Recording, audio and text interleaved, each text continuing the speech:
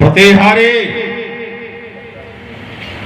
महाराज की जय जयकार हो। ध्वज को सूचित करो कि त्रिभुवन सम्राट वेदाध्यायी कौलास कुलभूषण कंचन नगरी के स्वामी राज समाज में उपस्थित हैं और उनकी प्रतीक्षा कर रहे हैं। और सुनो, साथ ही ये भी कह देना स्वयंवर अब नहीं होगा। अगर होगा तो मेरी इच्छा के अनुकूल ही होगा। स्वयंवर जोड़ सीरध्वज ने जाओ कौतुक रचाया है, समझ में वो नहीं किंचे दस्कंदर काया है। जाओ मेरे आगमन और संदेश से सीरध्वज को अवगत कराओ। जैसे आज्ञा महाराज। महाराज की जय जयकार हो। कहें, क्या कहना चाहते हैं? मिथिला नगरी में लंकाधीश जी का आगमन हुआ है। ओह, आज ये निराशा आशा में परिणत हो गई। हृदय विचार करने लगा, ऐसी मांगलिक बेला में एक वेदाध्यायी ब्राह्मण का आगमन हुआ है। हाँ महाराज, या यूं कह दूं, ये मेरे परम सौभाग्य का विषय है, क्योंकि एक बार मैंने आचार्यों से प्रश्न किया कि वेदाध्यायी ब्राह्मण की क्षमता किससे की जाए, तो आचार्यों ने साहस उत्तर दिया, किसी से नहीं। सूत्र दिया गया, भांजा तो 10 प्राणा भगनी भरता शतानि चा लक्ष्मेकं तु सन्यासी अपारम वेद पारगः। आचार्य वाणी में कहा गया, भांजे का स्थान 10 ब्राह्मणों के समान और बहनोई का स्थान 100 ब्राह्मणों के समान, एक सन्यासी का स्थान 1 लाख ब्राह्मणों के समान, किंतु वेदाध्यायी की क्षमता विशेष नहीं। अपारम वेद पारगः, पार नहीं पाया जा सकता। ऐसी महान विभूति का आगमन हुआ है, तो मैं अवश्य स्वागत करूंगा, अवश्य। तो मैथिल प्रांगण में तुमको कत हो रहे ममद्रग ललाम। स्वागत स्वागत नव अभ्यागत, स्वागत स्वागत लंका धीरारे। तुम आए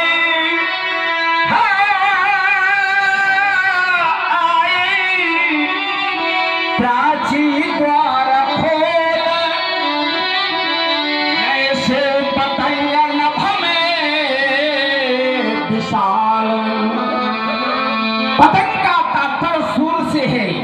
सूर्य जब गगन मंडल में पूर्व दिशा की ओर उदित होता है तो संसार में कोलाहल होने लगता है, और उसी स्थिति का मैं दिग्दर्शन कर रहा हूं। तुम आई प्राची द्वार खोल, जैसे पतंग नभ में विशाल,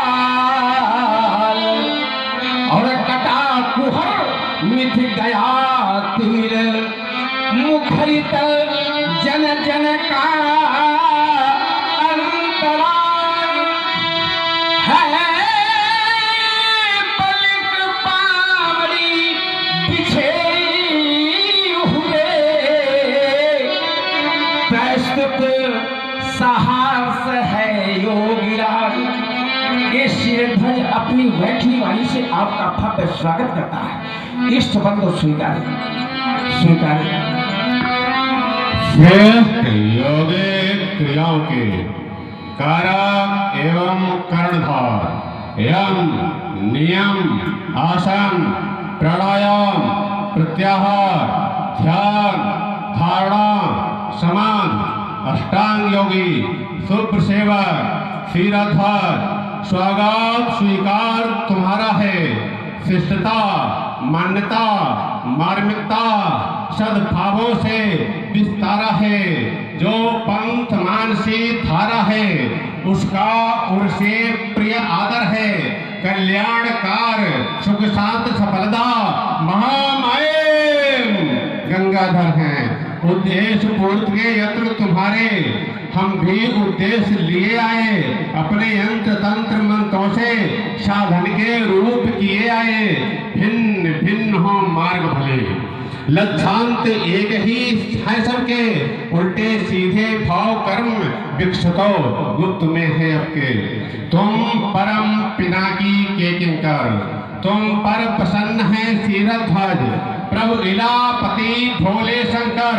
तुम परम पिनाकी के किंकर, उनकी ही दया कृपा से ये मिथिला मंजुल वैभवशाली ऐश्वर्य असीमित में मंडित जय के है यहाँ की हर डाली। पैत्रास विनाशक मिथिला में पावन पिनाक प्रशंसी है। इसलिए निराशा नहीं यहाँ अजगो असुरों का ध्वंसी है। सुषमा जिसकी रक्षा के हित रहती यहाँ पर है तत्पर। तुम परम पिनाकी के किंकर, हे सीरध्वज अजगौ के संग शुभ नेह नवल नौ निधियां हैं। रहते यहाँ सुर बल प्रहरी स्थायी अष्ट सिद्धियां हैं। चातुर तुम योग कलाओं में बस इसीलिए हो शोक रहे। अपने शुभ कर्मों के फल से तुम हो प्रसन्न नित प्रजा सहित। वृषकेतु का शुभ आशीर्वाद मेरी विषाद क्या बंधुवर।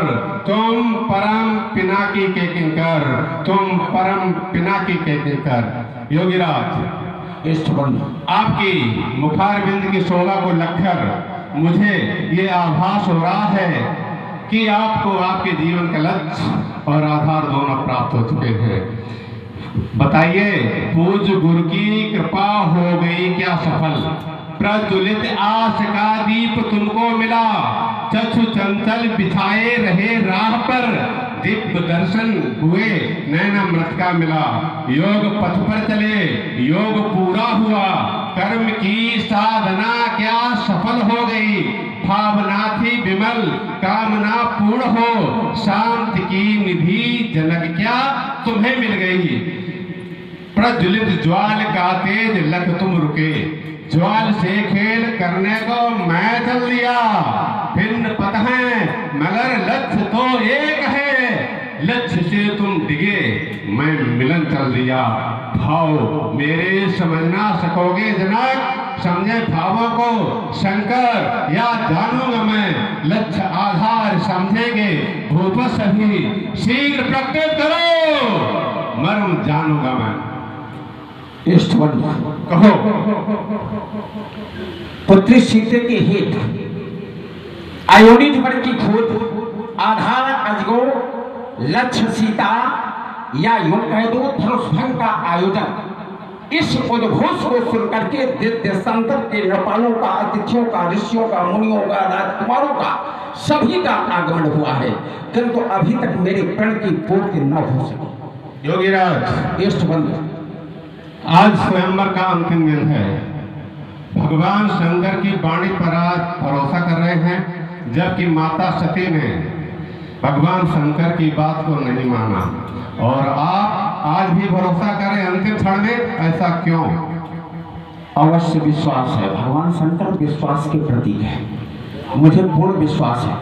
यदि माता जी का विश्वास उठा, माता जी का यदि विश्वास उठा तो उसमें कारण है। इष्ट बंधु, क्या?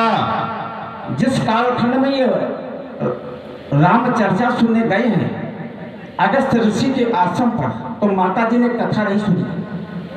ये वहां पर लिखा गया, एक बार तेरा जुग माही और शंभु गई तुम भज ऋषि पाही।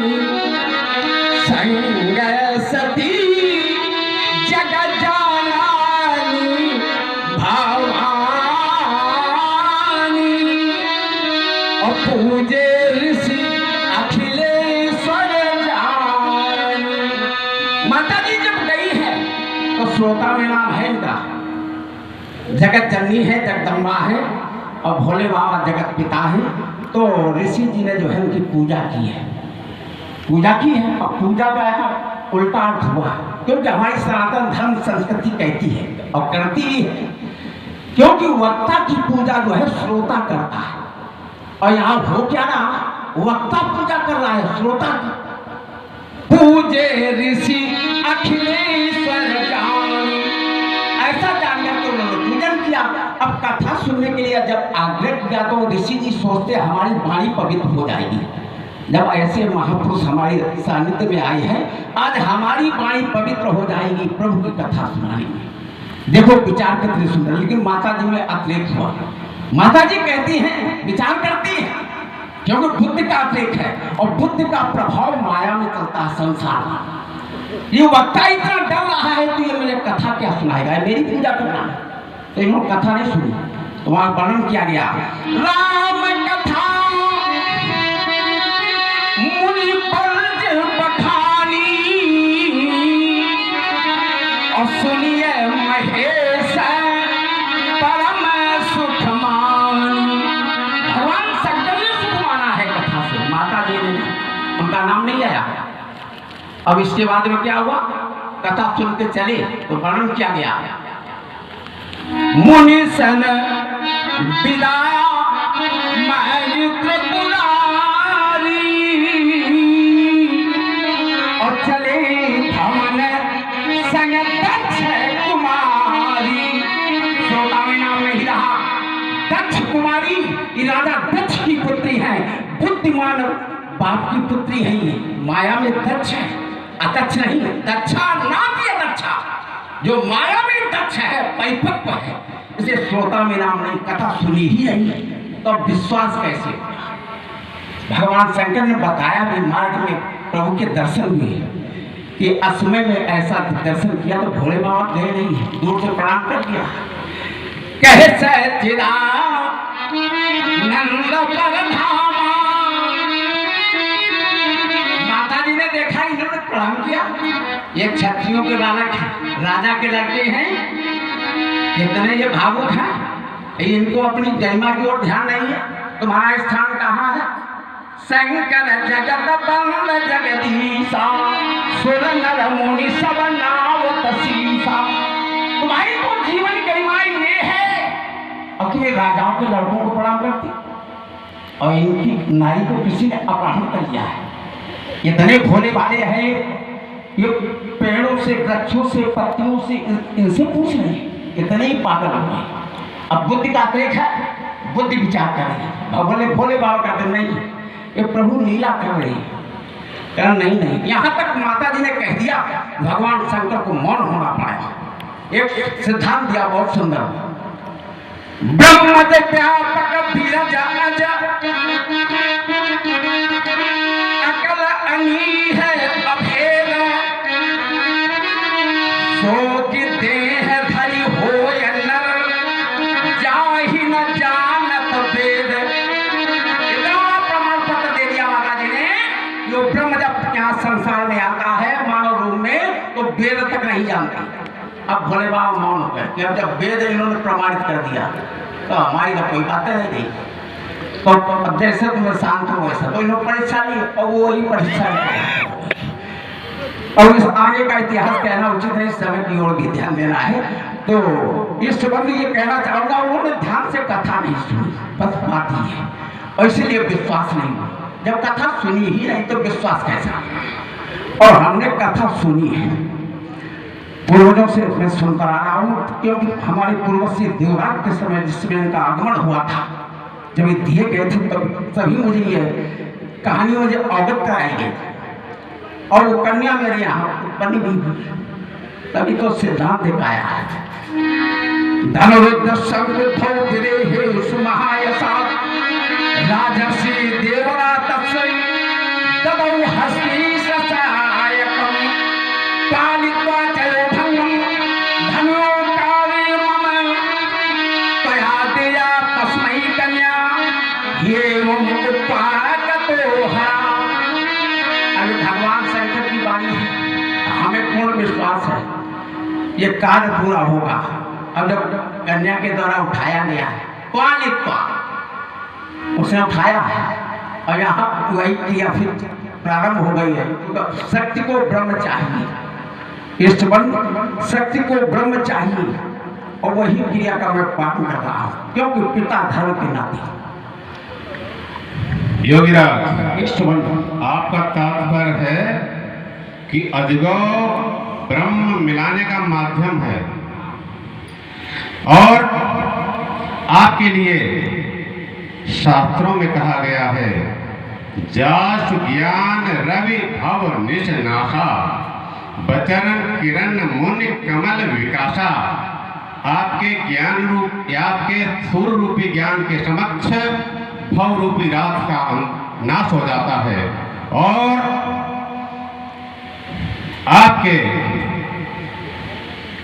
बचन रूपी किरणों से मुनि रूपी कमल खिल जाते हैं। आपने जिस समय ब्रह्म का साक्षात्कार किया, उस समय आप अपने अंतःकरण की जिज्ञासा को नहीं रोक सके। आपने जिज्ञासा प्रकट की,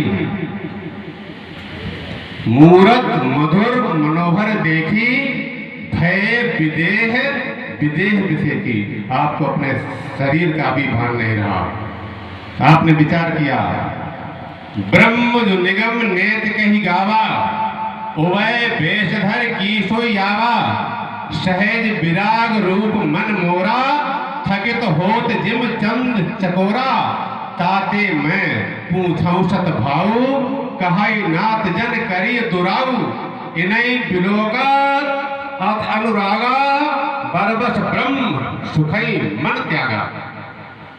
तो आपको ब्रह्म का साक्षात्कार हो गया। आपने पूछा तो मुनि ने उत्तर दिया, ये प्रिय सबई जहां लग प्राणी, सत्यापित हो गया।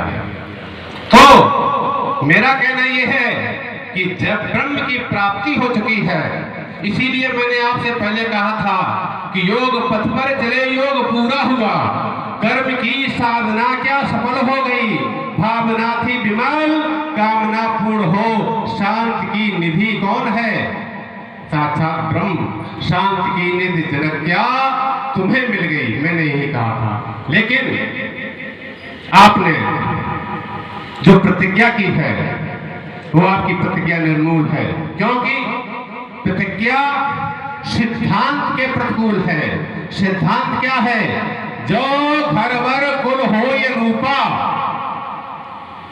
करी विवाह सुता अनुरूपा। और प्रतिज्ञा क्या है, सोई पुराण को दंड कठोरा, राज समाज आज चल तोरा, त्रिभुवन जय समेत वैदेही, विनय विचार बरई हठ ते ही हठ पूर्वक ग्रहण कर दिया जाएगा। ऐसा क्यों? बड़ा ही अद्भुत सिद्धांत प्रस्तुत किया है। माँ पुत्री जो मेरे गृह में आई है, मेरे सौभाग्य का विषय है, और ये जगदम्बा है। जगदम्बा के लिए जगत पिता चाहिए, और जगत पिता का कौन सा घर है, कौन सा कुल है, ये पता लगाना बड़ा कठिन है। इसलिए मैंने संत महापुरुष के हाथों में सौंप दिया है। निर्णय ये देगी, और किसी के द्वारा निर्णय होने वाला नहीं, किसी के द्वारा नहीं। कौन सा उसका कुल है, किस वर्ण का वो है, वो तो अकेला है। उसका कोई हमें दूसरा द्वैत उससे अगर मिलान किया जाए तो दृष्टिगोचर नहीं हो रहा। उसके समान कोई है ही नहीं दूसरा, उसके समान कोई है ही नहीं। वो अप्रमेय सत्ता है, प्रमाण में नहीं आने वाला। ये सही है। योगीराज, आप साधारण मानव की तरह बात कर रहे थे। हाँ, मैंने शास्त्रोक्त बात कही कि आपके ज्ञान के सामने सब कुछ प्रदर्शित हो चुका, और आप एक साधारण मानव की तरह बात कर रहे हैं। इसलिए सुनो, अजगौ खंडन नहीं होगा, नहीं होगा, नहीं होगा। अब मैं समझ गया, आपका है क्रांत का मार्ग, हमारा है शांत का मार्ग। तो हमारी सहयोगी बंधु पानासु जी उपस्थित है, वो आपकी सेवा शुश्रूषा में पूरा सहयोग करें।